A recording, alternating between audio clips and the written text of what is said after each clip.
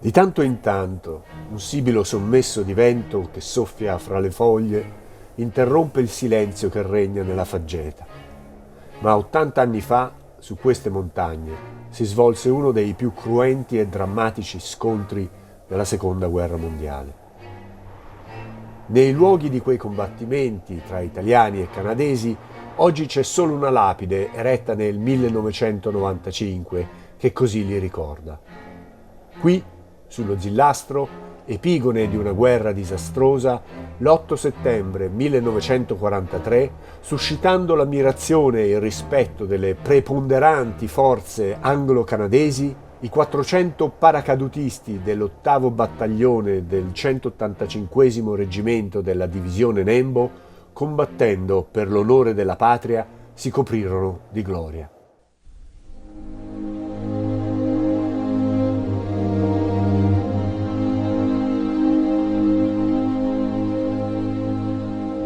La 184esima divisione paracadutisti Nembo viene ufficialmente formata il 1 novembre 1942 a partire dal 185° reggimento fanteria paracadutisti Folgore, già della 185esima divisione paracadutisti Folgore e da altri reggimenti addestrati presso le scuole di paracadutismo di Tarquinia e Viterbo ed attivati presso il deposito truppe paracadutiste di Firenze.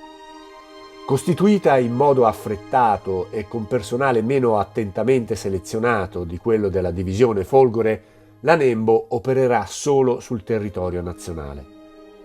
Nell'aprile del 1943 il 185° reggimento di fanteria paracadutisti viene trasferito nella zona di Gorizia per contrastare le sempre più frequenti infiltrazioni di partigiani jugoslavi nel territorio friulano. Operazione che li tiene impegnati fino al mese di luglio. Nel frattempo, i servizi segreti britannici hanno condotto l'operazione Mincemeat, ossia carne tritata. Hanno fatto rinvenire su una spiaggia in Spagna il cadavere di un senza tetto che era morto per aver mangiato veleno per topi. All'uomo viene messa l'uniforme e conferita la falsa identità di un ufficiale dei Royal Marines. In una valigetta sono stati messi dei falsi documenti allo scopo di far credere alle forze dell'asse che sarebbero avvenuti degli sbarchi alleati in Grecia e Sardegna e che la Sicilia sarebbe stata utilizzata solo come diversivo per distrarre le forze nemiche dai veri obiettivi.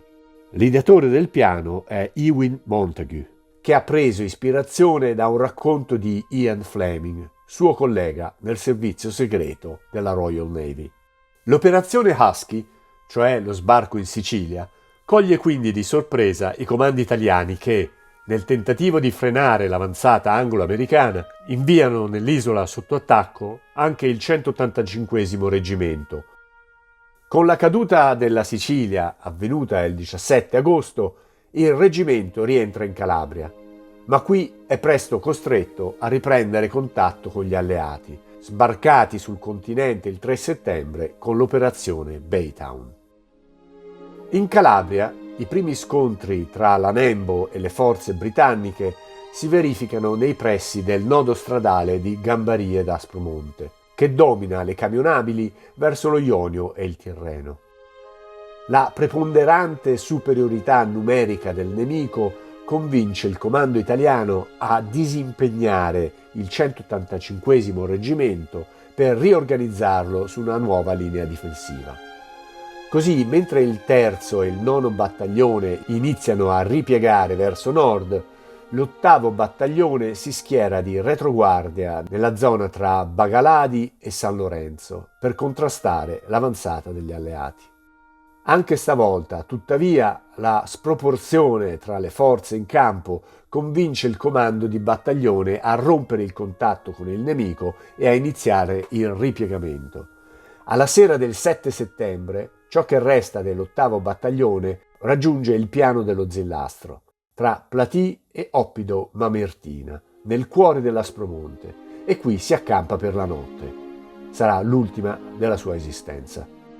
All'alba dell'8 settembre, in una splendida faggeta posta a più di 1000 metri di altitudine, i 400 paracadutisti italiani sono sorpresi dai soldati canadesi di due diversi reggimenti, il West Nova Scotia e l'Edmonton, che durante la notte, avanzando verso nord, si accorgono di averli raggiunti e li accerchiano.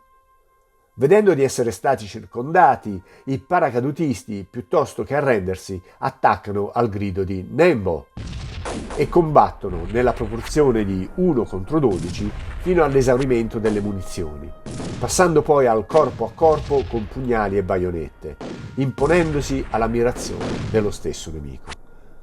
Il numero dei caduti italiani non è mai stato accertato. Sepolti sul posto, solo 5 corpi furono recuperati nel dopoguerra. Tra questi, secondo alcune fonti, anche il corpo del capitano Ludovico Picolli de Grandi, ucciso nel tentativo di liberare il comandante di battaglione catturato dai canadesi nelle prime fasi del combattimento, e per questo insignito della medaglia d'argento alla memoria. Quella di Piano dello Zillastro è stata l'ultima battaglia combattuta dal Regio Esercito contro le forze anglo-americane durante la Seconda Guerra Mondiale. A seguito dell'armistizio dell'8 settembre 1943, con conseguente dichiarazione di non belligeranza e denuncia dell'alleanza con la Germania nazista, nella divisione esplodono violenti contrasti fra gli elementi fedeli al giuramento al re, che intendono attenersi alle direttive impartite dal Regno del Sud, ed elementi che invece rifiutano di accettare il cambio di alleanze. Tra le unità schierate in Sardegna si verificano numerosi episodi di ammutinamento, che vengono sedati con difficoltà.